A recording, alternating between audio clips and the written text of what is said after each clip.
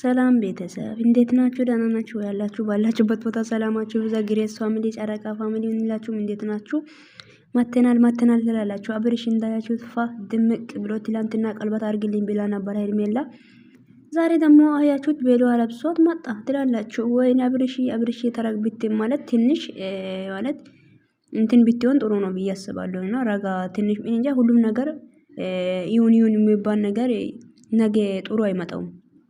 የምር እንደ በዚህን እንደዛ ግን በጣም አምሮባችኋል። ሄዱበት የኔ ቆንጆች፣ የኔ ውዶች፣ የኔ ምርጫዎች በጣም ነው የምትመቹኝ። በነገራችን ላይ ሄርሜላና ብርሽዬ ድሮን ትመቸኛለህ፣ ግን አሁን ደግሞ የበለጠ ከሄርሜላ ጋር ሲትሆን በጣም ነው ደስ ያለኝ ትላለህ። እና ውዶቼ እንዳያችሁት አብርሽ ያው ማንንም እንዳትሰማ እግዚአብሔር ማንም ህይወትክ የሚኖር ሰው የለም። ገባ አይደለ? በቃ ህይወትክ የሚኖር ሰው የለም። ህይወትክ የምትኖረው አንተ ነህ። የሚጠቅመውና ማይጠቅመው የሚጎዳ ነገር የምታውቀው አንተ።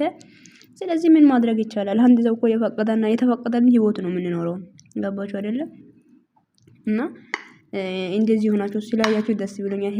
ሄርሜላ ይላል የኔ ቆንጆ አብርሽዬን ይወልሽ ዋጥ አርገሽ ያዡ በደንብ ማለት ነው።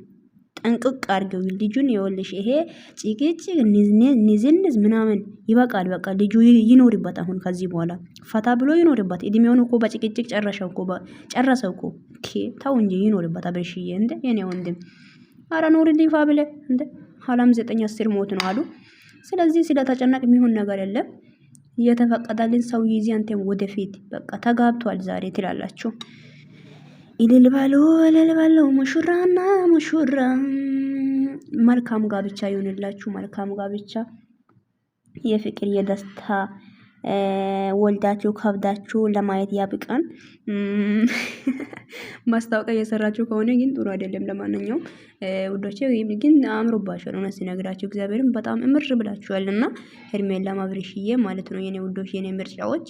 ሄርሜላ ደግሞ እንጂ ይመችሽ የኔ ቀባጥ ሴት፣ ቆንጂዬ እኮ ነሽ ሲጀመር እንጂ ውብ ሄጅበት። እንግዲህ ማንንም እንዳትሰሚ፣ የምር አብርሽ ዙሪያ ላይ ማንንም ወራኛ እንዳትሰሚ እሺ።